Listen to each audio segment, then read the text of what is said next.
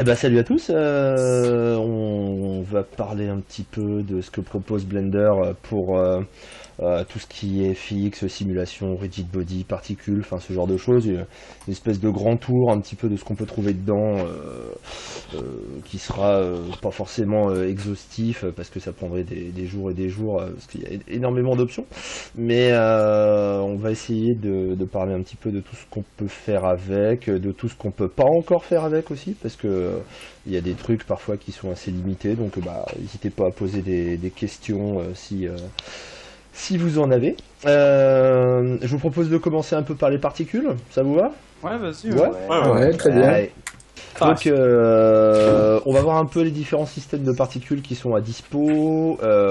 J'ai commencé par un émetteur tout simple, hein, voilà, un truc avec une Suzanne, tête de singe, le truc classique. Donc on a ici les paramètres R ou émetteur, donc étant donné que c'est des éléments qui sont joints. On a ici le nombre de particules. Alors à la différence de softs comme Maya ou des softs comme Houdini ou ce genre de choses, où il y a en fait une génération des particules qui est faite à la frame. Par exemple dans Maya, il y a le rate qui permet de déterminer combien de particules à chaque image ou à chaque seconde on va émettre. Dans Blender, en fait, ça marche un peu différemment. C'est le nombre de particules qui seront émises tout au long de la séquence. C'est-à-dire entre le début de la première frame qui va se trouver ici et la dernière frame qui va se trouver ici. Ça peut avoir un avantage parce que du coup, on sait exactement combien de particules on aura à la fin. Ça peut être vachement pratique quand tu utilises le système de particules pour faire des placements ou des choses comme ça. Ça peut être un désavantage quand on veut faire parfois des choses un peu plus dynamiques. C'est-à-dire que si par exemple on a envie de générer des particules à la suite d'une collision qui peut se produire pendant l'animation, on peut difficilement, alors là aussi je vous montrerai, il y a des bidouilles qui permettent de le faire, mais une des grosses limitations du système à l'heure actuelle, c'est ça, c'est-à-dire qu'ils n'ont pas réimplémenté un truc qu'il y avait dans les anciennes versions de Blender qui s'appelait les réacteurs, qui étaient un peu les particules event de Maya, c'est-à-dire le fait de dire s'il se passe une collision, s'il se passe une mort de particules ou ce genre de choses, tu fais autre chose. Émission d'un autre type de particules, ce genre de choses. Ça Tout ça- existe pas en plugin, ça? alors, Ça existe pas si tu veux, en il y a, add-on? un gars qui s'appelle Funny Bones qui est en train de bosser à mort sur les particules nodales. Et il y a une branche qui existe là-dessus, mais qui est encore instable. Ça a été abandonné un moment parce qu'il y avait beaucoup de choses qui allaient changer dans l'API, donc il attendait que tout soit stabilisé pour le mettre. Mais maintenant, Funny Bones fait partie de la team. C'est-à-dire qu'il est engagé, il est même payé pour ça, hein, pour pas bosser là-dessus directement, mais il a énormément bossé sur les nodes. Et il attendait, à ma connaissance, les évolutions du depgraph qui a été refait, qui sera première implémentation dans la 2.7. Et normalement, le but du jeu, c'est d'essayer de tout passer en nodal, histoire d'avoir justement des interactions beaucoup plus poussées, telles qu'on peut les avoir dans Ice, par exemple, sur XCC, ou alors dans Houdini, quand on a un workflow complètement nodal. Donc pour l'instant, c'est en gestation. Dans tous les cas, ils ont dit que les deux systèmes de particules, c'est-à-dire celui-là qui est actuellement présent, et le nouveau système de particules qui, lui, du coup, sera beaucoup plus, comment dirais-je, interactif. Lui, il vivra à côté, et puis pendant un bout de temps, on aura les deux. Ils n'ont pas annoncé pour l'instant qu'ils allaient dégager l'ancien système, et heureusement, parce que moi je fais énormément de choses avec, donc heureusement qu'ils vont pas le supprimer. Mais du coup, on ne sait pas exactement quand ça va être implémenté, sachant que ce système-là, à terme, de la même manière d'ailleurs que ça devait être fait dans Ice, et puis enfin, ils l'ont fait pour certains trucs, mais pas pour tout. Le système de création nodale, normalement, doit être étendu non pas que aux particules, mais en fait à n'importe quel type de générateur. Alors effectivement, il y a des add-ons maintenant qui permettent de générer de manière procédurale avec des nodes, des objets, des choses comme ça, mais le contrôle de particules, c'est pas encore dans les tuyaux, quoi. Donc on espère que ça va venir bientôt, mais pour l'instant on n'a pas de date. Voilà. C'est dans les tuyaux. La dernière branche particule, elle date de 2010, et depuis 2010, on n'a pas eu d'évolution. On ne sait pas exactement quand ça va arriver, quoi. Donc voilà. Mais on espère, hein. on croise les genoux, mais pour l'instant, à chaque fois qu'on pose la question, on nous dit ouais, on sait pas. Donc voilà. Donc ce qui est intéressant quand même à partir de ce truc-là, c'est qu'on sait exactement du coup combien de particules seront émises dans l'eau. Il y a tout un tas de trucs où c'est vachement intéressant, notamment parce que ça permet aussi de prédire parfois certaines chutes d'éléments à certains endroits. On peut avoir un truc ici qui s'appelle le disque cache. Enfin, il y a la possibilité en fait d'avoir aussi parfois des retours pour certains modes de particules qu'on va voir après, parfois en temps réel, c'est-à-dire qu'on change le rate, on voit automatiquement les particules qui tombent à un endroit ou à un autre. Mais là c'est pareil, il y avait des modes qui existaient dans l'ancienne version de Blender avant la refonte de la 2.5 qui n'ont pas tous été réimplémentés. Donc comme beaucoup de choses. Comme beaucoup de choses, ouais, tout à fait. Je sais que Ronan, qui m'entend, les réacteurs, c'était son drame. C'est-à-dire que depuis le temps qu'il attend que ce soit réintégré, je crois qu'il peut encore attendre. Et je crois que voilà, il faudra attendre que ce soit nodal pour qu'on commence à avoir vraiment une véritable réimplémentation, quoi. Donc bon. D'accord. Ronan nous dit qu'ils sont en train de bosser sur la branche fracture. D'accord, ok. Bah la branche fracture, effectivement, là on va parler un petit peu justement de tout ce qui est self-fracture et ce genre de choses.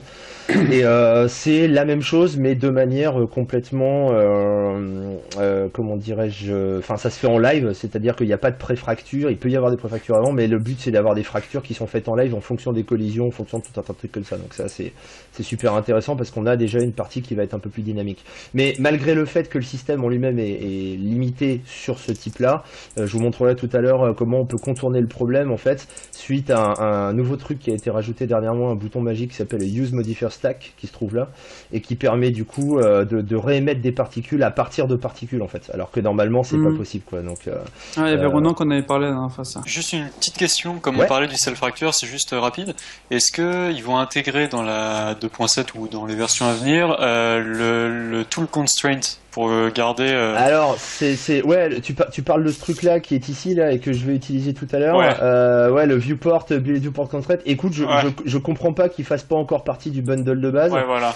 Je sais qu'il y a eu un énorme boulot qui a été fait pendant le Google Summer of Code sur les rigid body, notamment sur le fait de pouvoir activer ou désactiver des rigid body en fonction d'une collision. C'est-à-dire qu'actuellement, si tu veux, quand tu lances la simulation, tous les rigid bodies sont considérés comme étant... alors, attention, je parle... Soit actif, soit actif, voilà, sans ajout de code. Hein, c'est-à-dire que, bien évidemment, on peut repasser avec du code derrière pour bidouiller ce genre de choses, mais alors qu'il y a eu des démos qui ont été faites, si tu veux, à la sortie du Google Summer of Code, où tu voyais, en fait, un gars qui baladait une sphère, tu vois, dans des débris, et à chaque fois qu'il était en intersection avec un débris, ça activait le rigid body, tu vois. Donc, ça c'est vachement bien parce que ça veut dire que tu vas pouvoir pré-craquer par exemple un plafond, tu vois, et puis en bas. Alors, normalement, sauf que la simulation se lance direct en fait. La simulation se lance direct, c'est-à-dire que du coup, si tu veux, les rigid body qui doivent tomber, bah s'ils tombent, ils tombent quoi. Voilà, même s'il n'y a pas eu de collision avant. Alors que ce qui a été montré justement dans cette branche-là, c'est que là, tu vas pouvoir dire à la base tout le monde est inactif à la gravité, et puis dès qu'il y a une collision, pouf, toi tu tombes. Donc ça va éviter tout un tas de trucs qu'on se tape actuellement.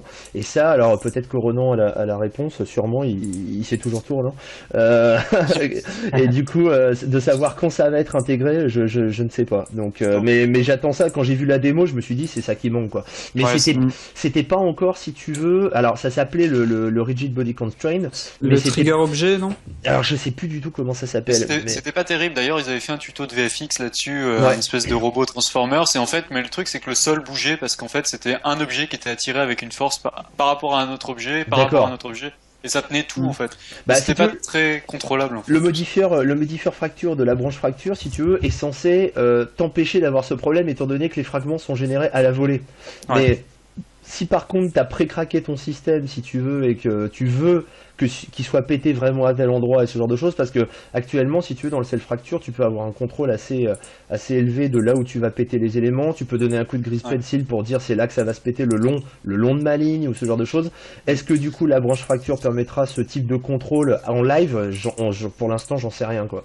Et j'ai pas eu trop le temps de la tester, donc c'est un peu... Excuse-moi, je vais te couper parce qu'en fait là tu voulais montrer les choses et on part sur autre chose. Mais avant ça, je vais poser ma question, c'est une question tout con, et après ça tu vas pouvoir nous montrer tes trucs, sinon les gens ils vont regarder la vidéo, ça va les saouler je pense.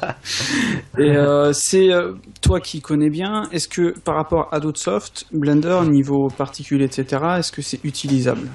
Je l'utilise tous les jours pour énormément de trucs. C'est super utilisable.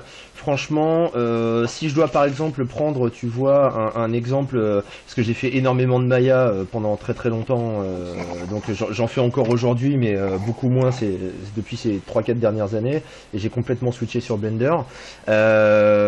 Si tu prends par exemple le cas du Particle Instancer, tu vois, dans Maya, pour moi c'est complètement inutilisable par rapport à ce que fait Blender, c'est-à-dire que le simple fait de dire j'ai un champ de particules, je veux le remplacer par des objets au pif, le Particle Instancer de Maya à la base, il va te remplacer tous les objets par les mêmes objets, enfin toutes les particules par les mêmes objets.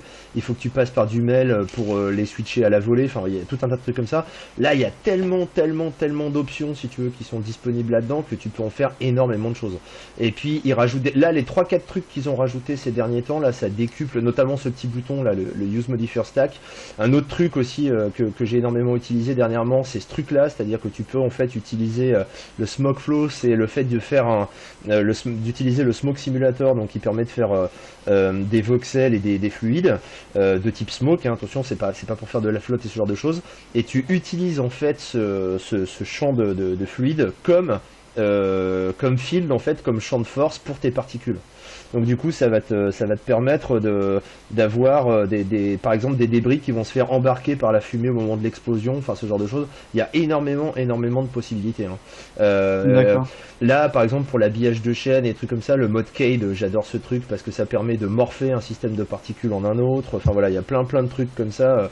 Moi je l'ai utilisé déjà j'allais dire des dizaines de fois, voire des centaines de fois pour des projets de prod, et ça m'a permis de faire des choses en plus avec une vitesse. Moi la raison pour laquelle je suis passé à Blender il y a maintenant 6-7 ans, c'était parce que j'ai commencé à regarder ce que ça faisait, et je me suis rendu compte au fur et à mesure que il y avait plein de trucs que je faisais vachement plus vite qu'avec les autres softs en fait.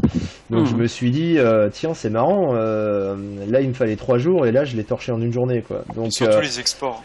Surtout les exports, ouais.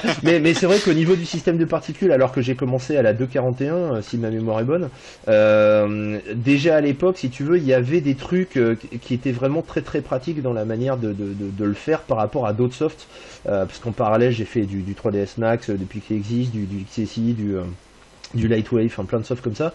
Et là, je me suis retrouvé devant tout un set d'outils qui m'amenaient des solutions quasi toutes faites, tu vois, sur des problèmes très précis, où je me prenais la tête sur plein de trucs dans d'autres softs.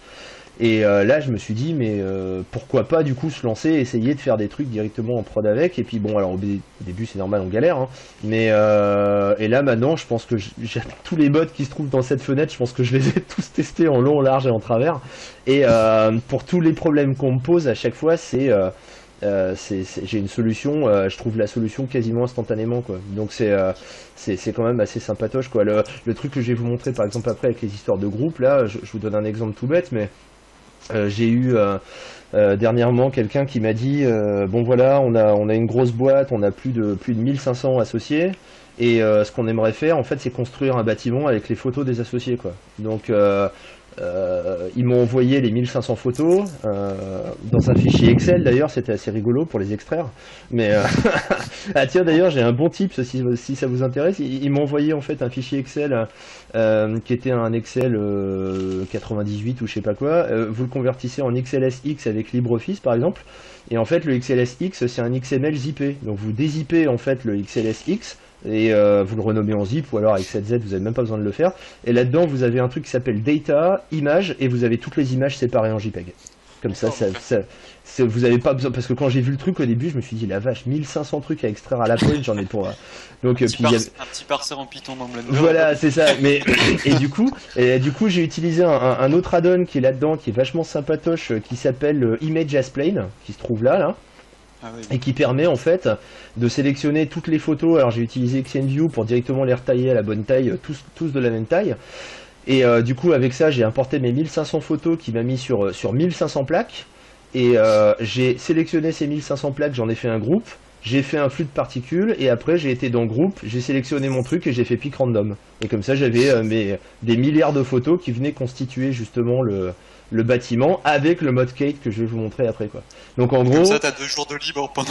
c'est ça. Si tu veux, le setup en lui-même, en gros, il était torché en même pas 10 minutes, quoi. Tu vois, pour un truc qui, si j'avais dû le faire sur Maya ou sur Max ou ce genre de choses, je vois même pas comment j'aurais pu le faire de cette manière en aussi peu de temps, quoi. Donc, moi j'aurais refusé, hein, j'aurais pas su le faire. Ça. Bah tu vois, si tu veux, comme je fais beaucoup de recherches et je fais, voilà, j'ai un dossier R&D sur ma caisse, tu vois, où j'ai une bonne 60aine de dossiers où je fais des tests et des trucs comme ça. Et du coup, ça me permet de tester des cas à l'avance. Et quand il y a un client qui me pose un truc comme ça, si par bonheur c'est un cas que j'ai testé, je lui dis ah ouais, ok. Et là, du coup, tu vois, ça me permet. Tu lui dis c'est trop dur, c'est trop dur. Voilà, je vais le faire, mais c'est trop dur. Je vais le faire, mais c'est très compliqué. Ça, tu gagnes 2 jours. Bah ouais. Mais bon, si tu veux, voilà, c'est un cas très très précis, hein, mais c'est un cas, si tu veux, où en dehors de Blender, je vois pas comment le faire aussi rapidement et aussi simplement, parce que la façon dont sont pensés ces trucs, si tu veux, et puis il y a un truc qui est vachement intéressant, si tu veux aussi, la raison pour laquelle je m'y suis mis, c'est parce que à l'époque où j'ai commencé à m'intéresser fortement au système de particules, le développeur des particules qui s'appelait Jaka, Janek Kaeru, en fait, je me suis permis une fois de lui envoyer un mail et il m'a dit non mais envoie-moi plein de mails pour me donner des idées. Et par exemple le bouton qui est ici qui s'appelle le use count, en fait c'est un truc que je lui ai demandé, je lui ai dit tiens ce serait cool d'avoir ça, il me l'a codé en 2 jours, quoi. Donc le use count, c'est un truc où justement le pick random qui est ici, donc il va prendre des objets, je vais vous montrer après, des objets en fait dans un groupe au pif pour remplacer les particules par les objets. Je lui ai dit c'est vachement intéressant, mais le problème c'est que si j'ai par exemple, allez, je vais dire, je reprenais le cas de Starship Troopers où il y avait par exemple plein de petites bestioles et puis 3-4 grosses. Je lui ai dit ce qui est con, c'est que statistiquement, en fait, on a autant de chances d'avoir des grosses que des petites, alors que dans le champ de bataille, il y en a plein de petites et quelques grosses. Et donc je lui ai dit ce qui serait intéressant, ce serait d'avoir un poids, en fait, une espèce de donnée statistique qui dit les grosses ont vachement moins de chances de ressortir que les petites, quoi. Et là, il m'a fait use count. Et en fait, là-dedans, je vous montrerai tout à l'heure, quand il y a un groupe, vous avez une liste et en cliquant sur plus, vous rajoutez en fait le taux de probabilité supérieur pour que ça ressorte, quoi. Donc du coup, après, il dit bah lui, il a 50 chances de sortir alors que l'autre, il en a qu'une. Donc du coup, vous faites des trucs comme ça avec, si par exemple vous avez un système de particules qui va vous permettre de positionner des cailloux et puis des arbres, vous voulez beaucoup d'arbres et très peu de cailloux, bah du coup, le poids et le taux de probabilité va être réglé là-dedans, quoi. Et ça, je lui ai demandé le lundi, le mercredi, il m'a envoyé un patch en me disant ah c'est fait. Donc tu vois, c'est ça qui était vachement marrant parce que du coup c'est un des avantages avec Blender, c'est que ah du coup j'ai envoyé de l'argent, j'ai fait un truc illégal, j'ai envoyé des billets coincés entre 2 cartes postales parce que normalement on n'a pas le droit d'envoyer de l'argent par la poste, mais je lui ai dit voilà je te paye pour ça parce que du coup je l'ai réutilisé en prod 3 jours après et voilà j'ai fait du pognon avec, donc je me dis bah je te file du pognon toi aussi, quoi.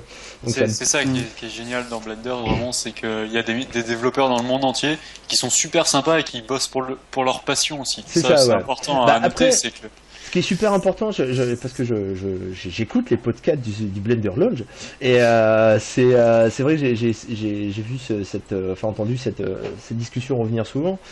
C'est vrai que le Blender est un seul gratos. Libre et gratos, mais moi je considère, si tu veux, qu'il est gratos si tu décides qu'il est gratos.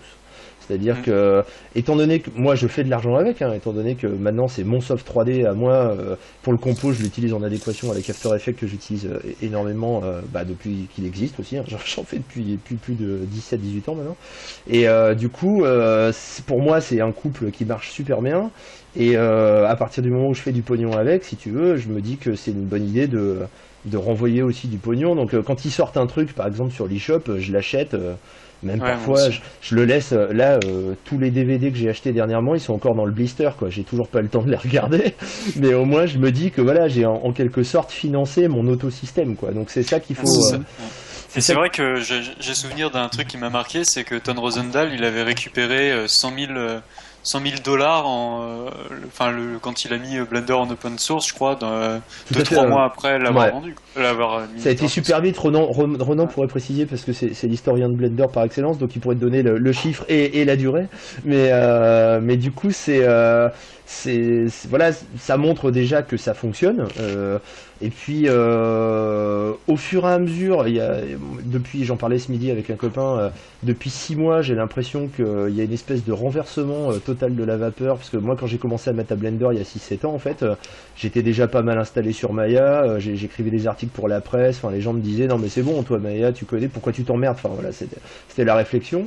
Et puis j'ai dit non mais je pense qu'il y a un truc à faire et à l'époque je pense que, enfin j'étais pas le seul mais je pense qu'on passait pour des tarés quand on disait non mais... C'était le cas il y a 6 mois. Ouais c'était le cas il y a encore 6 mois quoi, alors que moi ça fait déjà 6-7 ans que j'y crois et là depuis 6 mois il commence à y avoir des choses importantes. Je donne des cours par exemple à l'université Paris 8 à Art et Technologie de l'image et c'est marrant de voir le renversement de vapeur par rapport aux élèves, où il y a des élèves qui viennent te voir et qui te disent non mais nous en fait on voit Maya mais on aimerait bien faire notre projet intensif sur Blender par exemple, tu vois, et qui c'est normal.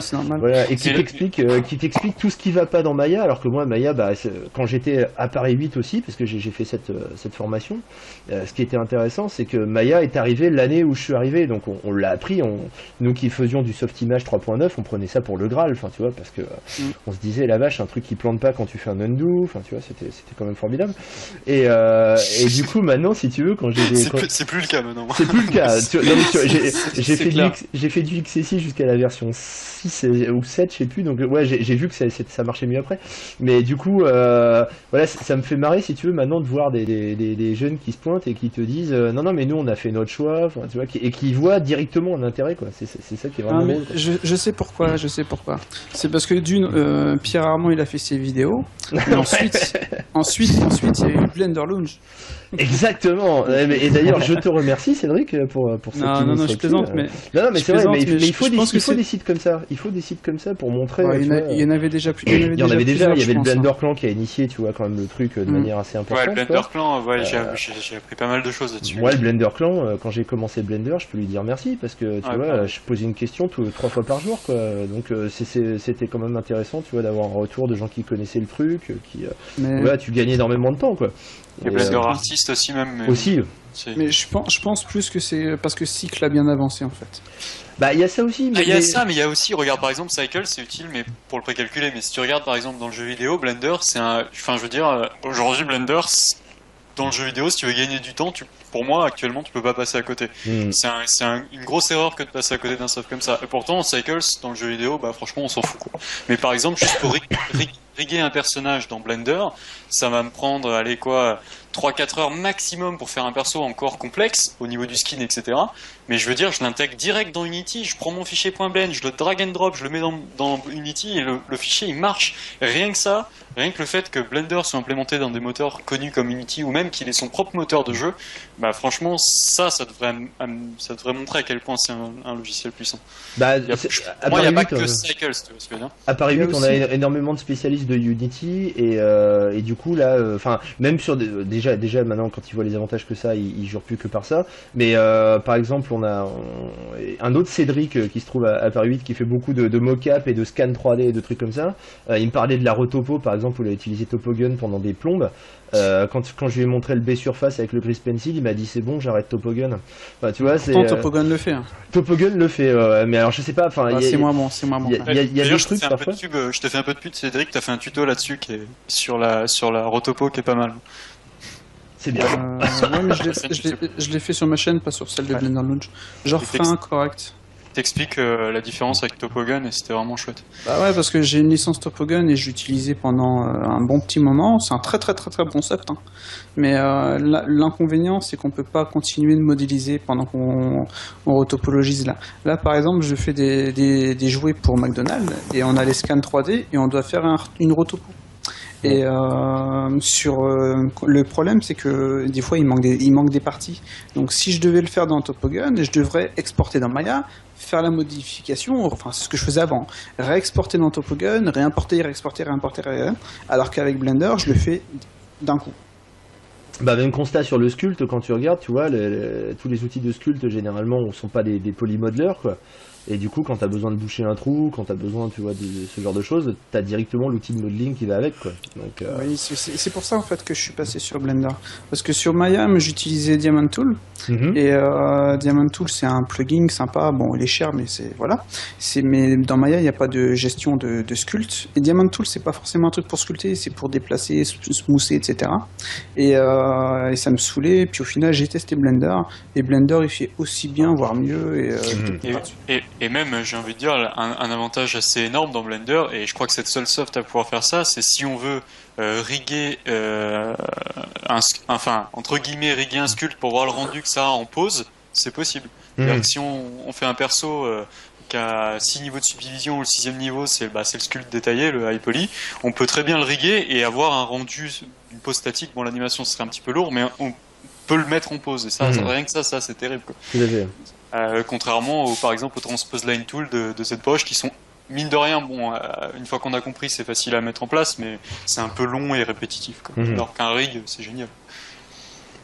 Ouais. On continue sur les particules? Allez. On s'égare beaucoup avec Blender, il y a beaucoup d'arborescence dans Blender, il y a tellement de choses. Très intéressant.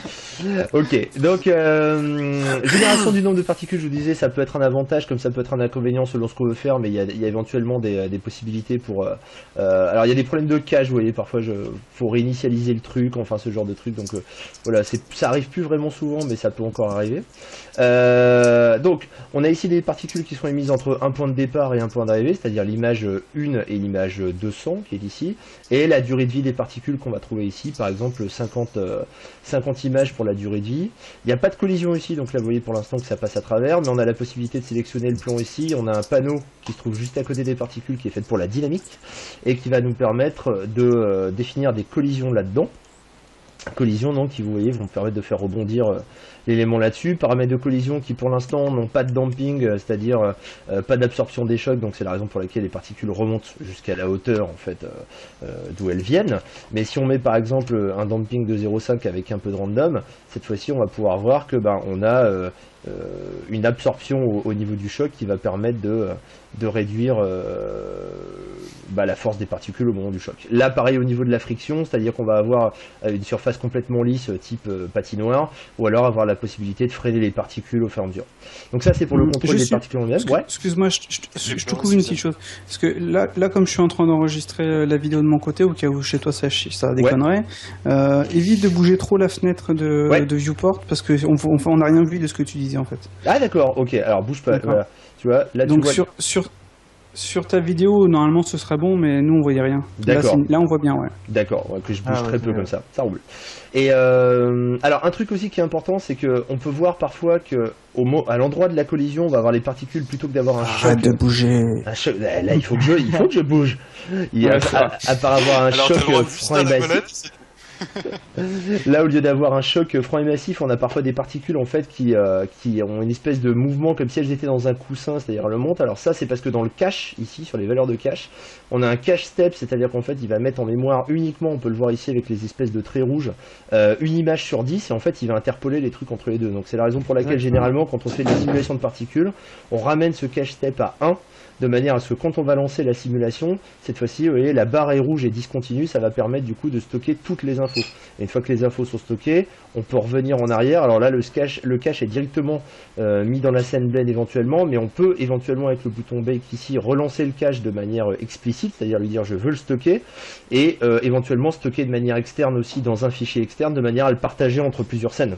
Si on a par exemple plusieurs machines qui vont calculer une même séquence en multimachine, on peut éventuellement ouvrir la même scène avec le cache qui est en statique à l'intérieur de la machine, tout à prendre, enlève ton curseur. ou alors le partager justement sur un serveur externe, quoi. Donc là, ce qui est important, c'est de voir au niveau de l'émission qu'on peut faire une émission en fonction des faces, en fonction des vertex, et chose qui est vachement importante aussi, c'est en fonction du volume. C'est-à-dire que cette fois-ci, si je me balade à l'intérieur autour de mon objet, ce que je dois pas faire beaucoup, mais je le fais quand même, on va dire par exemple qu'on a ici une émission entre l'image 1 et l'image 1, donc toutes les particules, les 1000 particules sont là dès le départ, elles sont générées à l'intérieur du volume. Donc ouais, ça d'ailleurs, juste pour vous dire ça, on l'a utilisé avec Rémi en prod.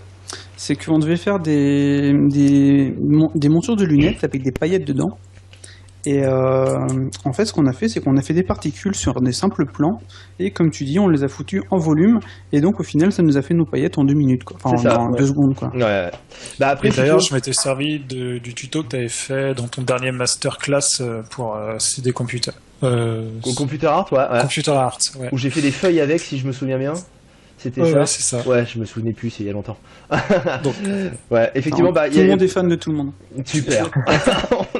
on est tous amoureux.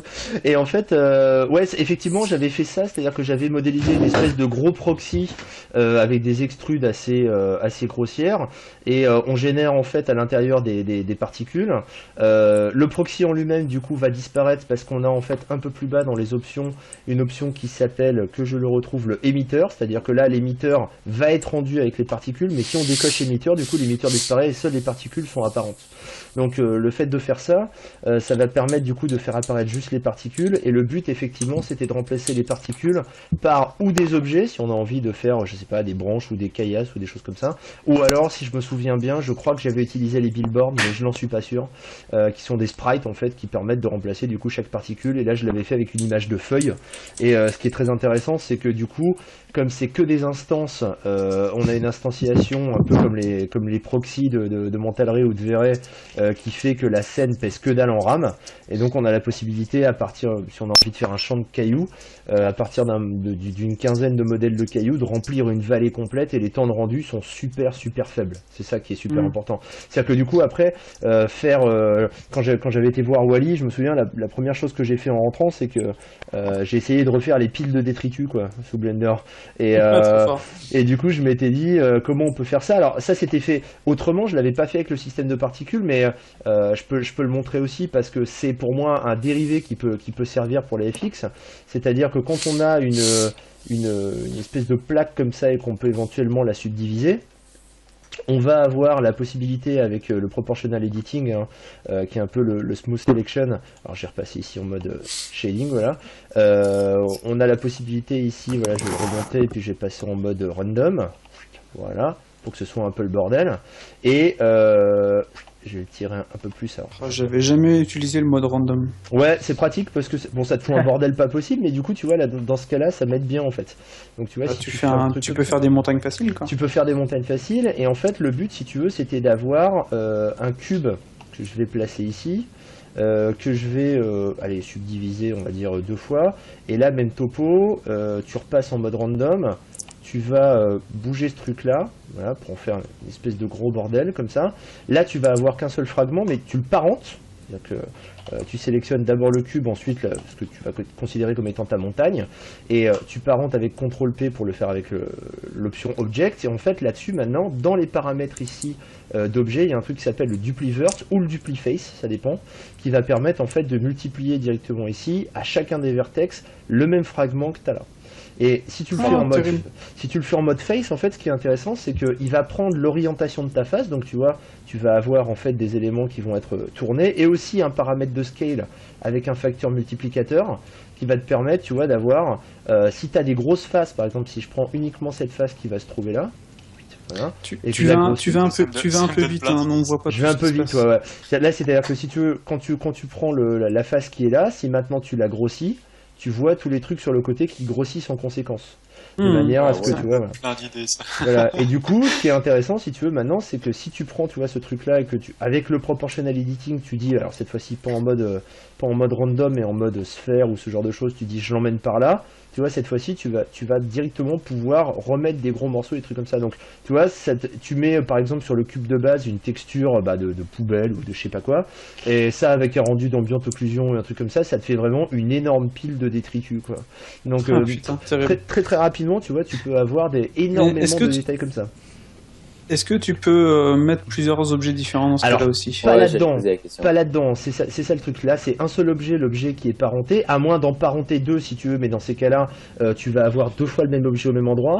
Mais du coup, c'est la raison pour laquelle tu peux le refaire après ici avec la particule, je vais y venir. Tu peux le faire après avec le système de particules exactement de la même manière, avec un élément qui s'appelle le statique, que je vais vous montrer après, qui permet de faire exactement la même chose, et cette fois-ci d'aller taper dans des objets complètement différents, quoi.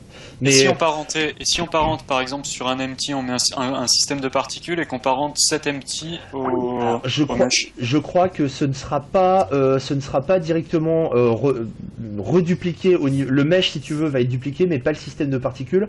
Par contre, ça tu peux le faire avec un truc qui s'appelle le particle instance que je vais vous montrer après et qui permet justement, c'est cette grosse bidouille qui permet d'émettre des particules à partir de particules, tu vois, alors que normalement tu peux pas le faire.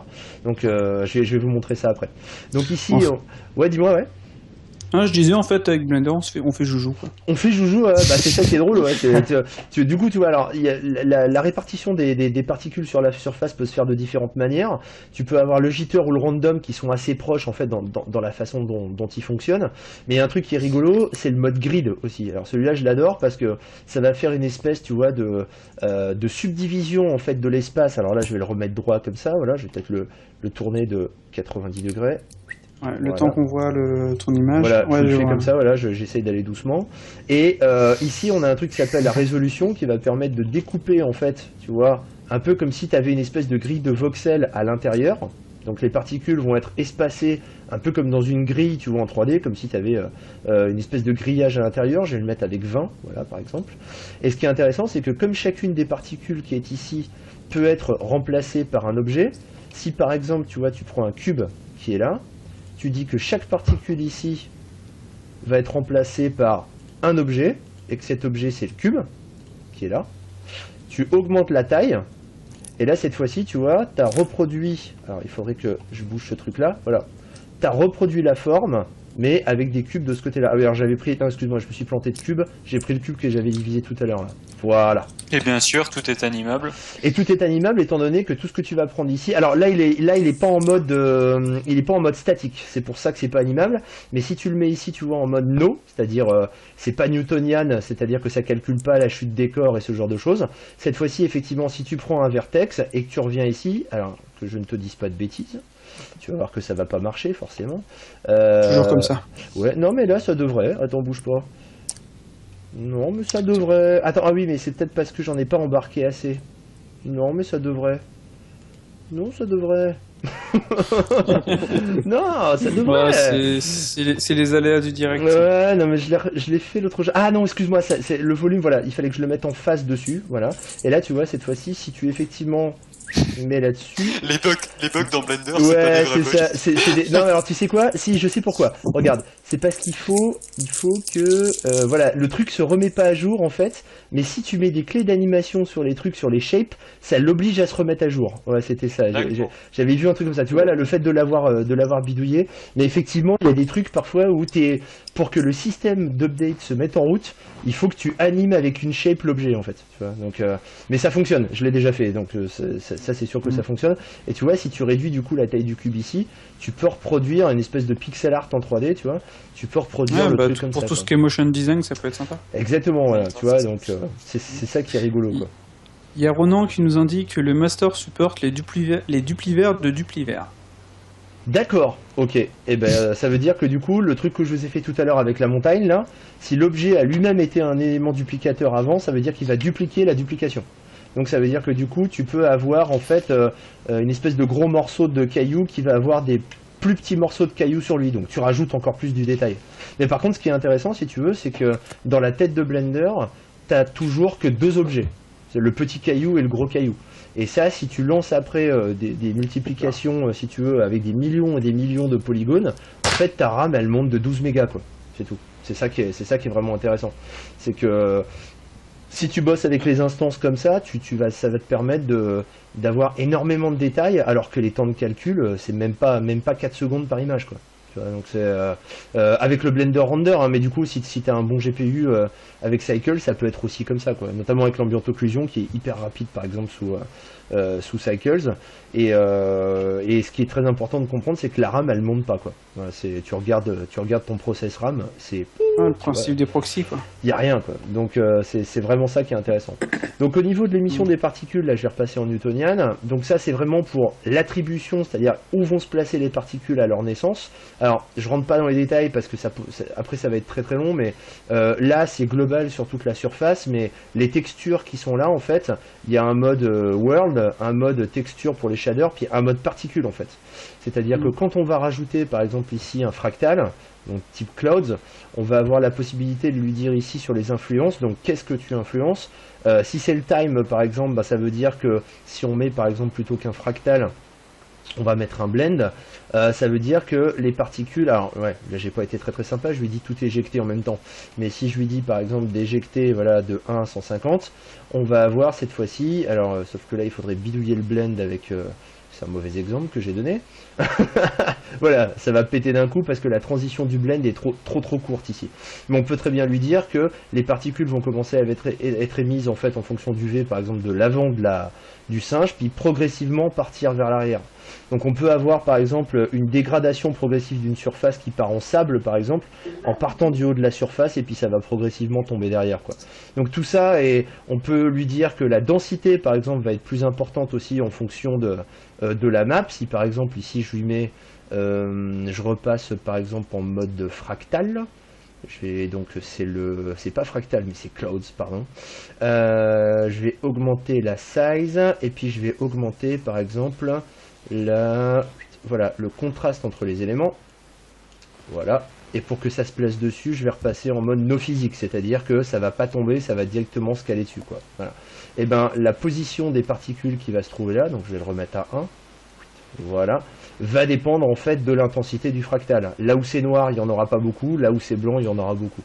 Donc les maps qu'on peut avoir ici, qui peuvent être des animations d'ailleurs, hein, parce qu'on peut directement mettre des séquences d'images et des choses comme ça, peuvent directement aller jouer sur la taille des particules, la densité, la durée de vie des particules, le temps à partir, enfin l'image à partir de laquelle elles vont naître, la vélocité, c'est-à-dire que si on a demandé par exemple d'émettre une particule en fonction des normales, la map va déterminer la vitesse de sortie de la particule, le damping, c'est-à-dire une espèce de résistance à l'air, la gravité, enfin voilà, tous ces trucs-là qui sont ici sont contrôlables via des maps, et n'importe quel type de map. Et ça passe aussi avec les textures animées. Et ça passe aussi avec les textures animées, c'est-à-dire que simplement ici tu vois, tu es en clouds, tu vas pouvoir dire ici que tu es dans un image en movie, et là tu peux directement aller charger en fait ici une séquence d'images ou même un QuickTime ou un AVI, étant donné que c'est FFmpeg qui s'occupe de la lecture en fait de tous ces médias, et c'est bien connu, FFmpeg lit tout ce qui existe quoi. Donc d'accord. Il y a Ronan qui nous dit les textures c'est un peu foireux, avec l'indice des faces on a moins de soucis. C'est vrai, ouais, c'est vrai. Donc on peut effectivement lui dire que, alors c'est vrai que Ronan fait bien de le préciser, quand on émet par exemple ici avec les vertex sans passer par les maps qui sont ici, chaque face en fait a un numéro, donc là 1, 2, 3, 4, 5, 6, 7, alors ça se voit notamment quand on va bosser avec une UV sphère, voilà, qui est ici, et on va émettre en fait en fonction cette fois-ci non pas des faces, mais des vertex. Et là, si on émet sur une plus longue distance, alors cette fois-ci pas en random, on va avoir en fait des particules, voilà, qui sortent en fonction du numéro des faces. Voilà, on les voit faire le tour en fait en fonction du numéro. Ok. Donc c'est d'abord la 1 qui va émettre, ensuite la 2, ensuite la 3, et comme le polymesh est construit en fait avec une tranche, puis une tranche, puis une tranche, puis une tranche, on va avoir du coup les particules qui vont faire le tour comme ça. Donc, mais moi j'ai déjà utilisé énormément les textures en fait pour émettre des particules en fonction de vidéos par exemple. C'est-à-dire que d'un seul coup il y avait un flash qui arrivait et puis on émettait les particules en même temps, et pour moi en tout cas ça a super bien marché, donc j'ai peut-être eu de la chance, hein, je dis pas, mais mais en tout cas pour l'instant ça a bien marché quoi. Donc voilà. Donc voilà, ici on a donc les paramètres de cache qui vont permettre de copier sur le disque dur tous les éléments avec bake et ce genre de choses. Et ici donc on va déterminer dans quelle direction et quelle vitesse initiale, donc dans le panneau vélocité, on va déterminer par rapport aux particules. Donc la normale, c'est la normale des faces qui va déterminer la puissance d'éjection. La tangente, si on veut du coup quelque chose qui va être perpendiculaire à la normale de la face. La rotation, alors ça, rotation et objet, c'est des facteurs multiplicateurs. Alors, je sais pas si ça va se voir parce que si je bouge trop vite, du coup, ça va pas se voir. Si par exemple ici, on émet des particules voilà, qui sont comme ça et qu'on passe le facteur multiplicateur, que je le retrouve, de l'objet à 1, ça veut dire qu'on va projeter en fait à une fois la vitesse de la sphère. Ça veut dire que si je bouge ma sphère comme ça, vous voyez, j'envoie les particules à droite ou à gauche. Alors, je sais pas si ça se voit beaucoup sur la capture là pour les gens qui sont en ligne. C'est très saccadé chez nous, mais sur la finale on verra. Sur la finale, voilà. Donc du coup, ça permet en fait d'envoyer les particules en fonction du jet qu'on fait de la sphère. Voilà. Et pareil pour la rotation, en fait. La rotation, si cette fois-ci on passe le paramètre à 1, c'est la rotation de la sphère en fait qui va déterminer en fonction de la vitesse circonférentielle, en fonction aussi de la position par rapport au centre de rotation, la position des vertex, qui va déterminer la force d'éjection. Donc ça c'est vachement pratique parce que si par exemple on veut avoir un vaisseau par exemple, je sais pas, qui va se cracher au sol et qu'on veut au moment où il va partir en vrille, au moment de l'impact, on veut que les particules soient éjectées en fonction de sa rotation, vaisseau qui pourrait être par exemple un rigid body ou des fractures ou je sais pas quoi, les particules vont partir dans le même sens que les fractures. Donc ça c'est vachement sympa parce que là du coup on a tout de suite un réalisme beaucoup plus accru étant donné que les particules restent pas sur place. Il y a une véritable intégration entre... alors il n'y a pas actuellement de cache uniformisé tel qu'a voulu le faire par exemple Nucleus dans Maya, mais c'est prévu étant donné qu'ils sont en train de passer tous les caches en alambic. Ça c'est pareil, je ne sais pas pour quand ça arrive, mais le but du jeu c'est d'avoir en fait un système de cache global de manière à ce qu'on ait une espèce d'uniformité entre tous les systèmes physiques, que l'un puisse agir avec l'autre, quoi. Ce qu'on peut déjà faire avec des tricks, hein, avec tout un tas d'astuces. Mais là, le but du jeu, c'est d'avoir un système où tout le monde se voit et où tout le monde peut interagir avec tout le monde, quoi. Donc c'est un peu le but. Ici ensuite on a des émetteurs qui permettent d'envoyer de manière globale, par exemple avec une puissance de 10 selon l'axe X du monde, donc il va se trouver par là. Alors c'est pas l'axe X du monde, excusez-moi, c'est l'axe local qui est ici. Ronan me corrigera si je dis des bêtises, mais si je tourne la sphère, voilà, ça devrait partir dans l'autre sens, donc c'est bien ça. C'est bien l'axe local en fait de l'objet, d'ailleurs c'est pour ça que ça s'appelle emitter object, parce que c'est dans l'object space, hein, c'est pas dans le world space. Et ici un paramètre qui est le random, c'est-à-dire qu'en gros ça va balancer les particules. Alors je vais juste enlever le mode, voilà, je vais rajouter le mode random pour que ça parte dans tous les sens, et je vais augmenter simplement la valeur de random ici, voilà, de manière à ce que, je vais le mettre un tout petit peu moins fort, voilà, de manière à ce que les particules partent dans tous les sens, c'est-à-dire que elles peuvent très bien partir même à l'intérieur de l'objet, hein, normalement le random est complet, il peut faire une éjection aléatoire complètement de la particule. Donc voilà. Ici un paramètre aussi qui est super important, alors pas pour les particules en l'état ici, parce que pour l'instant c'est des points, hein, elles sont informes, mais c'est le paramètre de rotation ici. Alors ça on peut le voir par exemple en changeant ici la visualisation au niveau du display, parce que pour l'instant on a des points, mais on peut très bien avoir des axes, qui vont d'ailleurs avoir une surface un peu plus grande. Alors je vais aller tout doucement, voilà, et je vais les grossir. On peut voir actuellement que les particules n'ont pas de notion de rotation, c'est-à-dire qu'elles avancent dans l'espace, mais elles ne s'orientent pas selon leur direction. C'est la raison pour laquelle ici il y a un bouton qui s'appelle rotation, qu'on peut mettre aussi en dynamique pour que les particules se réupdate en fonction de leur nouvelle direction, éventuellement des chocs, donc éventuellement des collisions. Et là cette fois-ci vous allez voir, voilà, on peut voir, je fais une pause, hein, on peut voir que cette fois-ci les axes se réorientent en fonction de leur vitesse d'éjection. Alors on a tout un tas de paramètres, hein. Ça peut être en fonction de la vélocité, ça peut être random total, donc complètement au pif, c'est-à-dire que on peut très bien avoir, par exemple, si on veut simuler des éjections de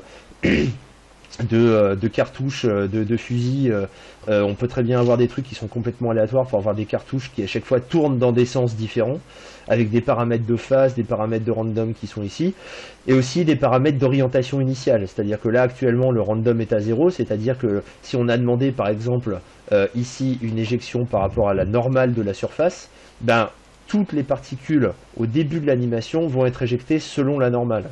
Mais on peut très bien rajouter ici un paramètre en fait qui va permettre de rajouter un paramètre supplémentaire d'aléatoire en fonction de cette normale.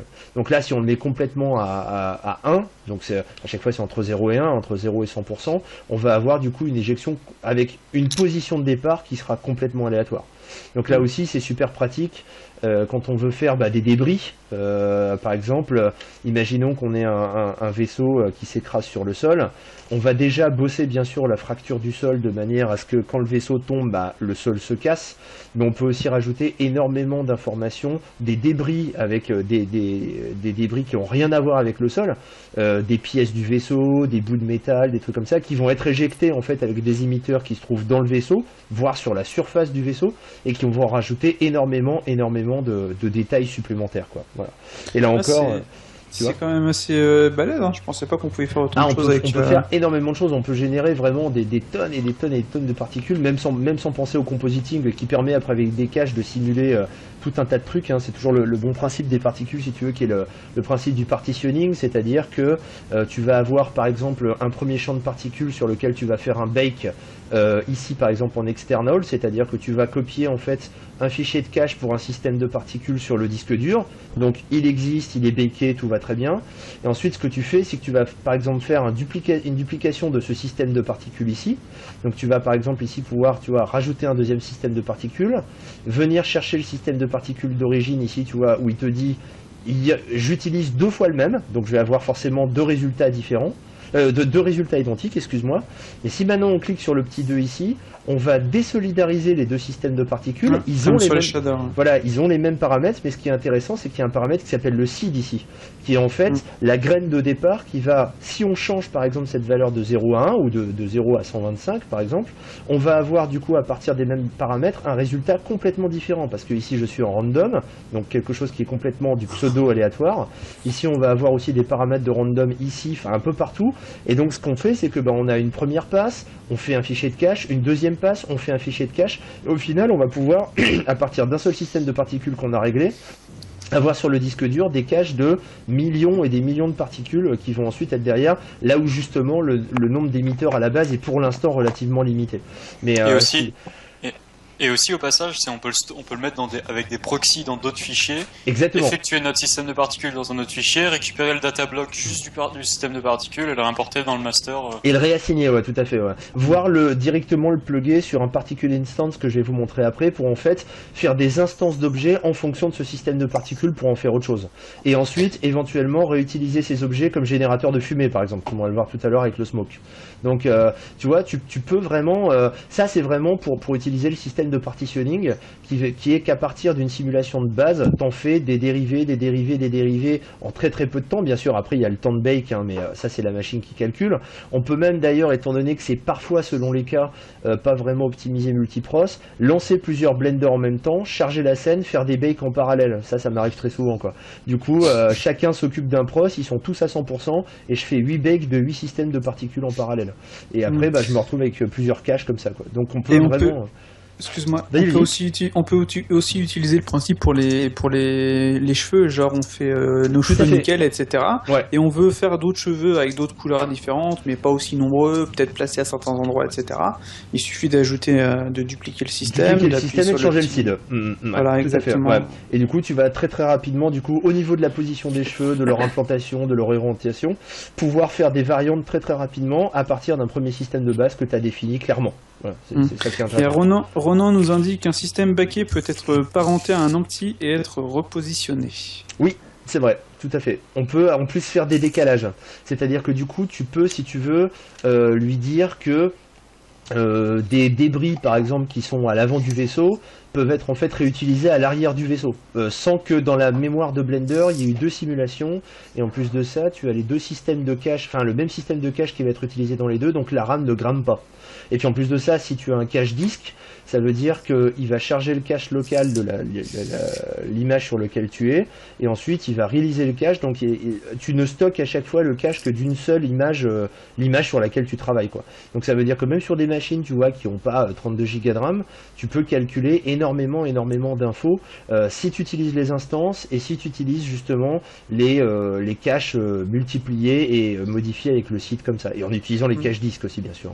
Donc, je vais te poser une question de gros lourdeaux, etc. qui utilisent d'autres softs. J'adore. Mais franchement, le système là, il déchire, on est d'accord. Mais pourquoi on voit rien de potable en particules, etc. Parce que moi, si tu veux, j'essaye de montrer des trucs quand je fais des conférences, des choses comme ça, pour montrer un peu les possibilités. Après, c'est juste une question de se fourrer dedans et d'y croire, en fait. C'est juste ça. Moi, j'y crois parce que j'ai tellement fait de trucs avec, si tu veux, pour des projets que je peux pas toujours montrer non plus parfois parce que j'ai pas les droits, parce que bon, vous connaissez le problème. Hein. Mais du coup, si tu veux, au niveau des capacités du soft en lui-même, déjà, je trouve que c'est, à part les problèmes dont je parlais tout à l'heure sur le cache step size, il faut savoir qu'il faut le mettre à 1, sinon tu vas avoir tes particules qui vont voler. couper, enfin voilà. De temps en temps, il faut réinitialiser le cache, mais ça m'arrive de moins en moins souvent. À une époque, j'étais obligé, tu vois, de faire une particule de moins, une particule de plus pour purger le cache, sinon il se purgeait pas. Enfin voilà. Maintenant, ça m'arrive de moins en moins souvent, donc le système devient, à mon sens, en tout cas, de plus en plus stable. Et ça permet, si tu veux, maintenant d'avoir des simulations énormes, quoi. C'est parce que là, ce qu'on voit dans Blender au niveau des particules avec les possibilités, pour moi, c'est la même chose dans tout Blender. On peut faire pour chaque élément, on peut faire vraiment énormément de choses. Et le problème, c'est que on commence à le voir, mais il y a pas longtemps, enfin il y a pas si longtemps, on voyait rien des capacités du soft. Alors qu'au final, il est terrible, quoi. Il y a des studios qui prennent confiance en Blender, mais des gros studios à l'échelle d'ILM ou Pixar, ce genre de trucs, et qui commencent à faire des projets dessus pour dire, bah écoutez, nous on a changé, donc, et comme ces studios, ils ont une influence dans le monde de la CG, et ben ça va se répercuter. Et on fonctionne dans un monde, c'est pas mal, ça fonctionne pas mal du bouche à oreille. Dire Pixar, ils utilisent Maya, etc., donc les autres, ils utilisent ça, tu vois ce que je veux dire. Ouais, voilà. Et c'est un peu... Et aussi dans les écoles, c'est enseigné 3ds Max, donc forcément les recruteurs ils vont embaucher dans les écoles, et dans les écoles ils apprennent quoi, 3ds Max, c'est un truc c'est un serpent qui se mord la queue. Enfin... c'est pour ça que je me permets justement d'aborder le sujet, parce que j'ai écouté le podcast avec la personne de Vanilla Acid l'autre jour, et qui disait justement, on veut des écoles qui forment, et par exemple une école comme ATI, tu vois, à Paris 8, là on est en train de faire rentrer progressivement dans les cursus du Blender, quoi. Nous, dans notre école aussi, on en a eu l'année dernière des cours, mais c'était plus technique, alors c'était un petit peu plus compliqué. Là, si tu veux, on essaie de l'introduire progressivement, mais on se rend compte, si tu veux, que ça prend à mort. Là, justement, les responsables de ATI à Angoulême ont fait une grande conférence il n'y a pas longtemps pour montrer un peu ce qu'on en faisait et la façon d'en développer. Puis en fait, cet été, il y a un truc qui s'est monté à Montpellier dans une boîte qui s'appelle Ineffecto, où ils ont joué le jeu, puis c'est des anciens d'ATI aussi, où on a fait la Colo Blender, en fait. C'est-à-dire que, si tu veux, c'est des élèves que j'ai formés en fait de manière intensive pendant une semaine, qui connaissaient déjà un peu le soft, mais sur lequel je leur ai fait bosser sur des trucs très très précis qui allaient être utilisés dans leur projet. Et donc pendant 3 mois, si tu veux, ils ont bossé comme des malades, ils ont pondu un teaser, tu vois, et là ils sont convaincus que ça fonctionne, et maintenant ils disent bon bah là, on va se lancer dans la prod, on va faire tout ce qu'on peut pour faire la prod suite à ce teaser, et ce sera du Blender, quoi, parce qu'ils ont vu véritablement, si tu veux, les réals étaient vraiment super partants. Enfin, tout le monde est super partant, mais comme tu le dis, Cédric, c'est pourquoi on voit pas. Parce qu'il faut trouver le temps de faire, à mon petit niveau, si tu veux, j'essaye de temps en temps de faire des conférences, je me fais un plaisir justement quand j'ai des niveau. Oui, non, mais enfin, quand j'ai des copains, tu vois, par exemple, qui viennent chez moi ou ce genre de choses, je me fais un plaisir de leur dire, ou même qui font des FX et tout, je me fais un plaisir de leur dire, tu sais quoi, tu t'assois à 2 minutes, enfin 2 heures. Je te montre et tu pleures. Voilà, non, mais simplement, si tu veux, pour qu'on ait un échange par rapport à des gens. Voilà, j'ai fait du Houdini aussi à une époque à haute dose et tout, et donc c'est le fait d'avoir, si tu veux, une vue d'ensemble de tous ces softs, j'arrive à essayer de... Enfin, pour moi, si tu veux, on peut pas véritablement maîtriser le soft si on comprend pas ce qui se passe derrière techniquement, tu vois, et tu te rends compte qu'il y a plein de softs qui proposent à chaque fois des trucs qui sont similaires techniquement, mais pas véritablement mis dans le workflow de la même manière. Et au final, ce qu'il faut, c'est essayer de faire une espèce de recoupement de toutes ces techniques pour dire, lui peut faire ci, lui peut faire ça. Parfois, s'inspirer de mecs qui font, tu vois, des fluides sur Maya pour se dire, dans Blender, c'est possible aussi. Parfois, je regarde des tutos sur d'autres softs. La première chose que je fais, c'est que j'essaie de le refaire dans Blender, en fait, tu vois. Et parfois, ce qui est assez marrant, c'est que parfois ça lance des modes à l'inverse aussi. Dernièrement, j'ai fait un truc où j'ai fait du morphing avec Blender, si tu veux. J'ai plein de copains qui m'ont dit, j'ai un copain qui m'a dit, j'ai testé avec Modo, ça marche. Après, j'ai reçu des mails de mecs qui disent, sous Maya, ça marche aussi. Enfin, tu vois. Du coup, c'est marrant de voir, en fait, si tu veux, cette espèce de recherche intersoft au final, où il n'y a plus de guéguerre, tu vois, mais on est tous dans un esprit où on se dit, bon, on essaie de voir techniquement comment ça fonctionne pour l'adapter au mieux à nos softs, quoi. Tu vois. Je pense que les mentalités changent quand même, hein, parce que il y a pas si longtemps, un utilisateur Maya, tu aurais dit bah va bosser sur Max ou même Blender ou XSI, il t'aura dit non. Il t'aurait fait caca sur la tête. Maintenant il va dire ouais peut-être pas cela, mais Modo m'intéresse par exemple. Ouais, tout à fait. Non mais moi je me souviens quand j'ai commencé à être étudiant à ATI justement, il y avait une espèce de rivalité intersoft qui était d'ailleurs fortement entretenue par les éditeurs eux-mêmes. Hein. Puis bon, au final ils se rendent compte que maintenant ils font tous partie de la même boîte. Donc c'est rigolo. Mais il y a cette peur aussi du gratuit aussi. Oui, mais c'est gratuit. Et c'est pour ça que j'ai insisté, si tu veux, tout à l'heure, pour dire que c'est gratuit si tu décides que c'est gratuit. Exactement. C'est-à-dire que, pour moi, une boîte, si tu veux, qui bosse avec Blender, se doit, dans l'idéal, à partir du moment où elle fait du pognon avec, de participer au développement de manière financière, parce qu'il n'y a pas d'autres possibilités. Quoi, ou alors en améliorant le soft, en payant des développeurs. Ou en améliorant le soft, bien sûr. Mais Ça peut se faire comme ça. Ouais, bien sûr, oui. Après, l'autre problème aussi, je pense, c'est que comme c'est gratuit, enfin que tout le monde peut avoir sa version de Blender, il y a beaucoup de gens qui débutent avec Blender, qui c'est très bien de poster par exemple des images quand on débute, etc. Mais au début, tout le référencement qui s'était fait sur Blender, qui est encore d'actualité pas mal sur le net aujourd'hui, quand on tape Blender par exemple sur le net, il garde ces images. Et ça peut desservir un petit peu le soft dans la mesure où on voit pas autant d'images pro faites avec, parce que évidemment ça prend beaucoup plus de temps. On commence à en voir de plus en plus par contre. C'est vrai qu'on commence à en avoir de plus en plus, mais bon, si tu tapes 3ds Max V-Ray ou un truc comme ça dans Google Images, c'est beaucoup plus vendeur que si tu tapes Blender. En fait. Bah d'ailleurs, tu vois, sur V-Ray par exemple, à ATI, les 3e années là vont bientôt se lancer. ATI va acheter des licences, tu sais, une dizaine de licences, parce que quand ils ont vu le prix, ils ont vu que ça au standalone par rapport à justement ce que tu disais sur V-Ray dans un précédent podcast, pour bosser sur des projets Blender V-Ray. Il y a pas photo, t'achètes 4 licences au lieu d'une, quoi. C'est ça, voilà, c'est carrément ça. Donc là, ils vont se lancer dans un projet dans quelques temps, avec un projet mixte Blender V-Ray, en fait, tu vois, pour voir évaluer un peu le truc. Ça va être bien, ça. Donc du coup, voilà, je vous tiendrai au courant que vous puissiez voir un peu ce qui ressort, parce que ça peut être vraiment sympa, quoi. Au final, je me demande, Blender plutôt, quand il sera vraiment implanté dans la vie des graphistes 3D, parce qu'il commence à l'être de plus en plus, Autodesk, ils vont chialer, quoi. Bah, je sais pas, c'est moi après, si tu veux, je chie jamais sur un soft parce qu'ils ont tous quelque chose parfois. Oui, bien entendu, moi aussi. Maintenant, si tu veux, après, c'est une question de choix. Voilà, c'est une question de choix, c'est une question de workflow, c'est une question d'état d'esprit aussi parfois. Parce que moi, si tu veux, étant donné que j'ai connu l'informatique il y a très longtemps, avant les Mac, les PC, les trucs comme ça, j'ai toujours aimé la diversité, tu vois, et déjà dans le hardware, à une époque où c'était le bordel comme pas possible, où il y avait une machine qui sortait tous les 3 mois, quoi, et qui n'était pas compatible avec l'autre. Mais et si tu veux, quand Blender s'est pointé, si tu veux, on m'a dit mais pourquoi tu t'emmerdes avec ça? Je me suis dit mais ce qui m'intéresse, si tu veux, c'est l'alternative. C'est-à-dire que en tant qu'en plus indépendant maintenant, il me faut une alternative parce que je veux pas me retrouver pieds et poings liés, si tu veux, avec un système, même s'il est très bien, même s'il répond à mes attentes, je ne fais pas confiance, si tu veux, à l'avenir, même peut-être même de Blender, c'est-à-dire que tu vois, parfois